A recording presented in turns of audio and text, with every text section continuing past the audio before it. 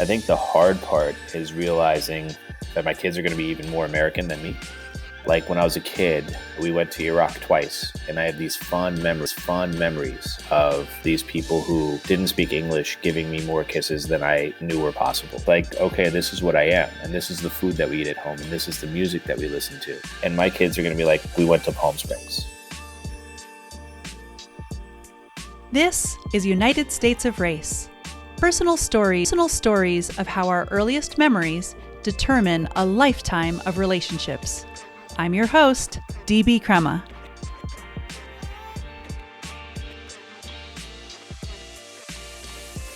So, when did you become aware of race? Well, I don't know, but when I was grade, we had to do the Illinois State academic testing. You know, then you do that every other grade. Mm-hmm. And that was the first time I had to put down on a form, like, what race are you? And I raised my hand. So I grew up in a very, what they would consider a diverse town outside of Chicago. So it wasn't like everyone was white or something like that, but it was very much black and white. So it was like 40% black, 40% white, and like 10 to 20% of everything else. And I remember raising my hand and saying, I don't know what to put, right?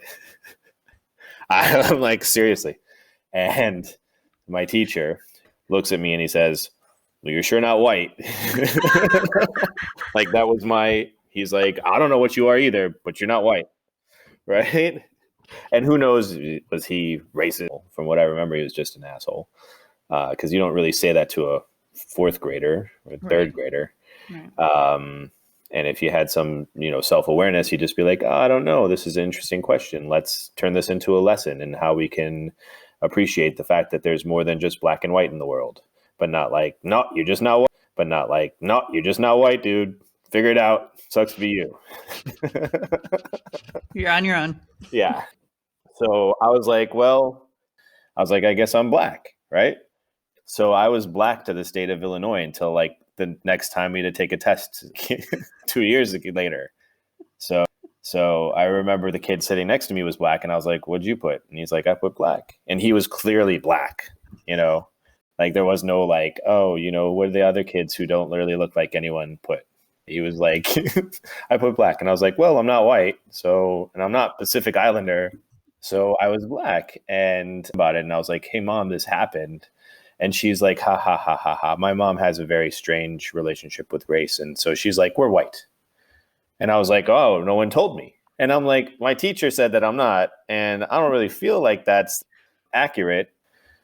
I think that after that point in time, I just put white after that because my mom was like, yeah, we're white. Talk to me about being white. So why were you guys white? Why weren't you considered something else? So I think that by law, Arabs are still considered Caucasian. So like on a census, I'm still considered Caucasian, even though this was like the first year that I could put something separate you can write in. I actually got into a big fight with my wife about this, right? Because my wife filled out the census without talking to me. And I actually was researching this. And this is something that I had some interest in, is to say, this was the first year that they had a space to be like, well, if you don't fit into any of these other categories, tell us what you are. And there was actually a pretty reasonable sized push in some of the Arabic communities to say, no, we need to be counted and put Arab or put, Iraqi or put something in that spot so that we can have an idea of how many Arabs there are in this country. And we don't fit into the Caucasian box. But this is the first time. And so, yeah, technically by law, I'm Caucasian. Growing up, though, it was literally like black and white. And you say you chose sides, but you like fit into sort of one situation or the other. Like my brother's 2 or 3 years older than me, and he totally was more white culturally than I was. Like from the music he listened to the girls that he dated to everything, he liked white stuff. He dated exclusively white women. And I dated exclusively not white women. He listened to the Smiths and The Cure, and I listened to hip hop. And I have no idea why. We're 3 years apart. And then when I went to college, I then appreciated, I'm like, oh, you can like both. You don't have to choose one because there's more, right? Right. You can Turns have, out. yeah, Turns out you can like both flavors. exactly. You have like there's another flavor out there you never even heard of.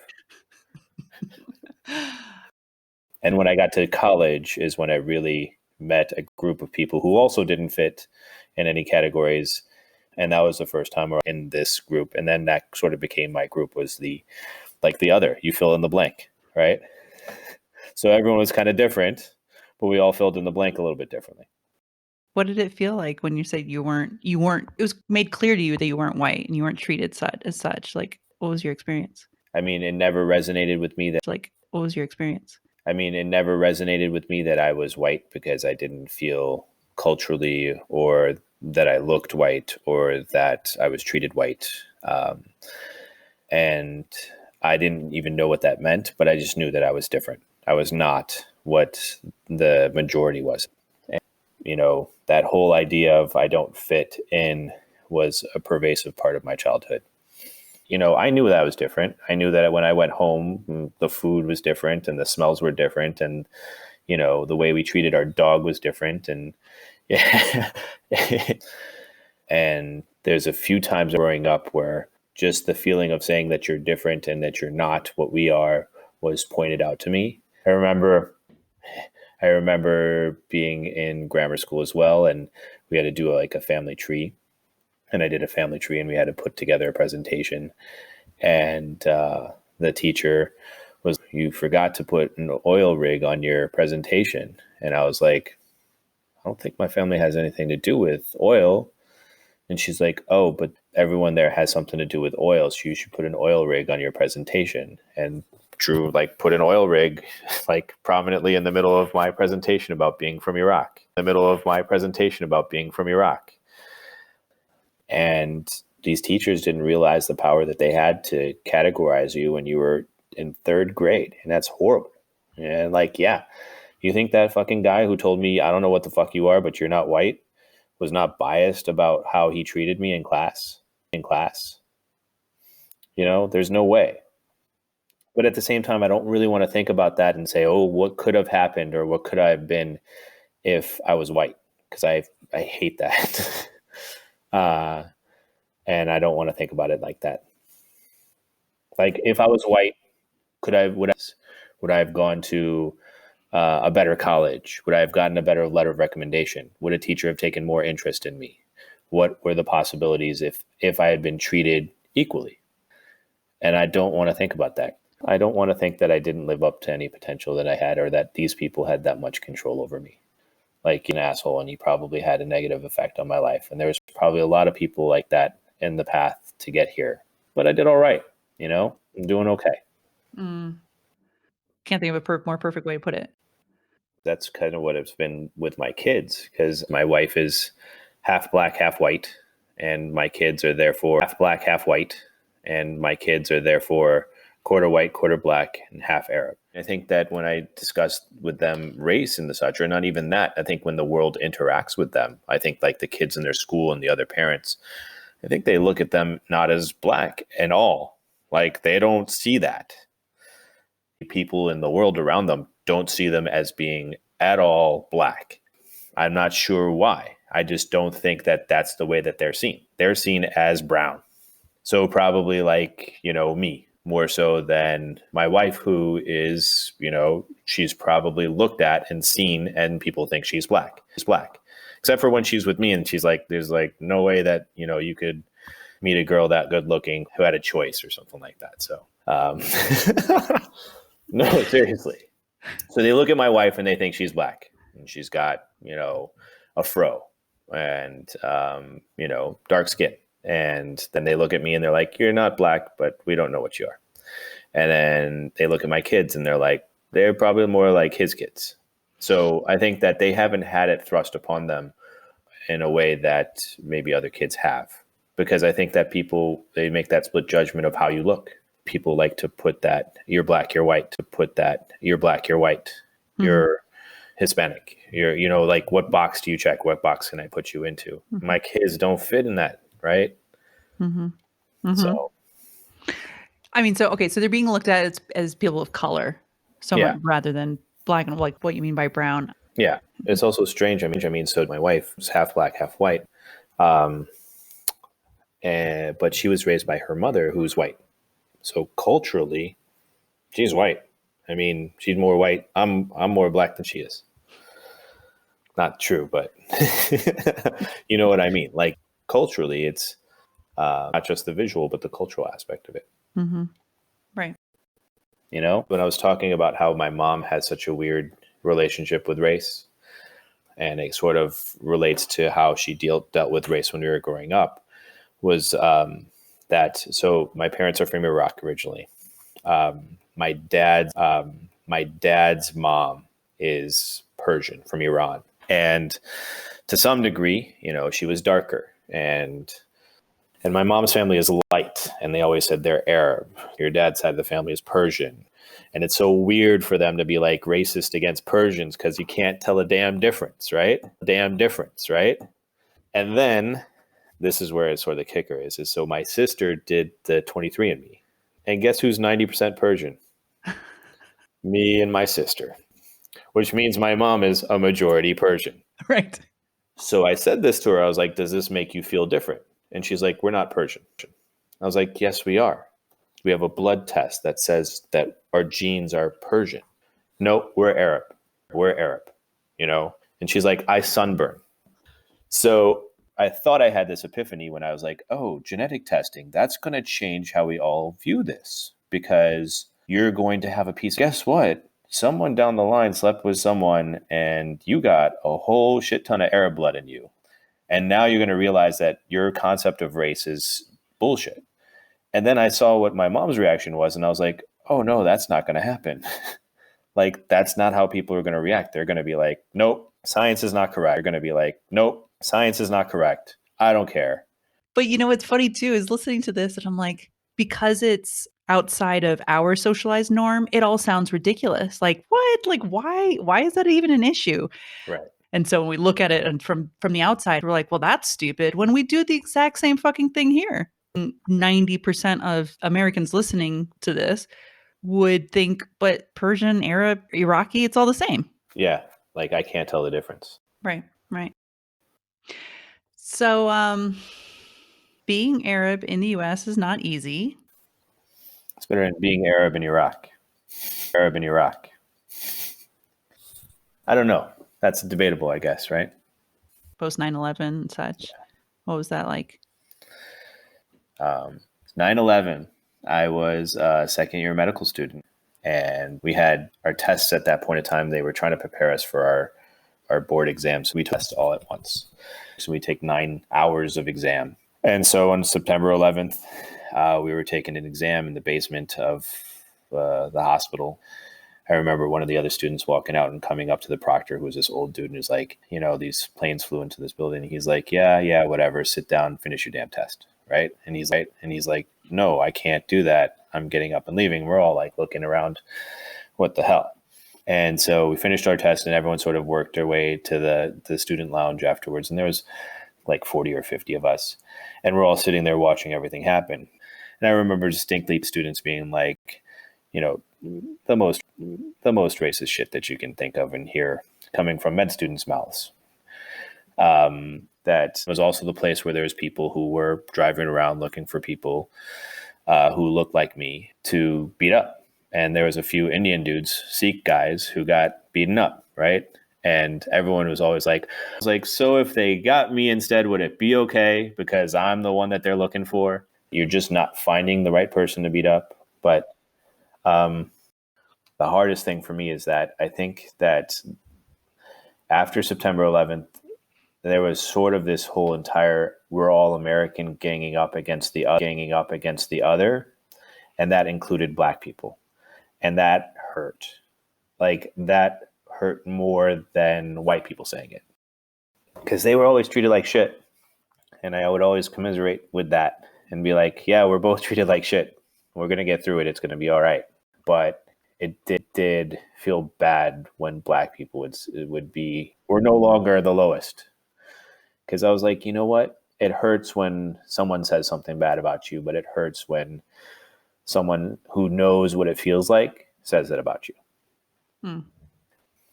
I think that growing really made it difficult to feel home in this country. Like, I don't really feel like I don't have patriotism towards this country, but it's hard. I mean, this country is responsible for destroying the country my parents are from. And not completely and totally by itself, and that's why I say, oh, it's better to be an Arab here than it is to be in Iraq, because it's better to be an Arab here than it is to be in Iraq, because my family who lives in Iraq, it's horrible. I mean, there's been people kidnapped, there's been people tortured, and cousins, and it's hard to be rah-rah for the American military and thank people for their service when they went and helped destroy the place where my family's from. And it's also hard because there is no home anymore. And that's what's happening, I think, to my family now. It's like there are refugees all over the world. There's no sense of who you're related to or who you're not related to. And over generations, I think that you're then left without an identity and you try to form it again. I'm trying to do that with my own kids, like to have them not lose that. But I don't know how successful I can be, because where do you go to visit? Who do you go to see? Whose grandparents' grave do you go see when there is none?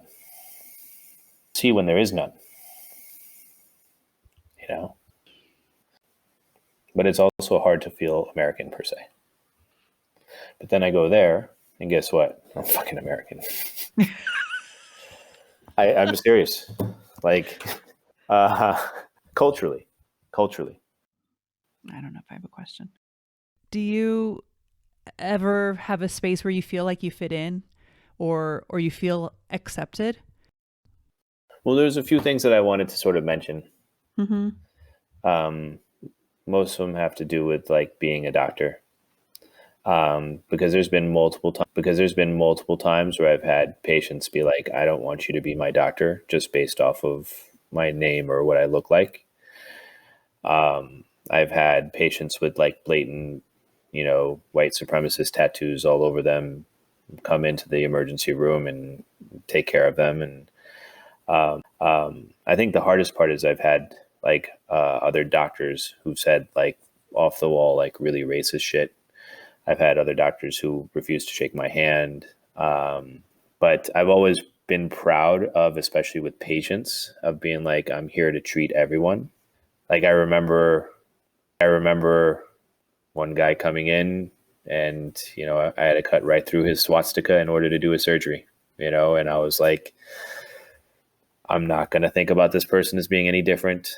And I've always taken some pride in thinking that it doesn't matter how other people treat you. You got to treat everyone the same. And I want to be known as a doctor who it doesn't matter, because there's plenty of people out there who probably do not like me based on what I am. But I don't want that to interfere how I interact with them as taking care of them, and try to see the humanity in everyone, and trying to deal with race as I get older, is to say people get to be in desperate positions. And I think my role in this world is to help people and to try to do that to the best of my ability, no matter how they would treat me if the roles were reversed, and being okay with that and actually being proud of that. Thanks for listening to United States of Race. This podcast was written and produced by me, DB Crema. Thank you to Alley Creative for designing our artwork, and to Nick D and Nick S for technical support. If you love great storytelling, please subscribe to United States of Race on Spotify, Apple Podcasts, or wherever you get your podcasts. You can also show us some love by rating and writing a review on Apple Podcasts or Podchaser. And go ahead and share this podcast with your friends and anyone who believes in the power of building connection. You can also follow us on Instagram at, all one word, United States of Race. And as always, if you, yes, you, have a compelling story to share and would like to be featured in an upcoming episode, send us a message at unitedstatesofrace@gmail.com. It's all one word, unitedstatesofrace@gmail.com. Until next time.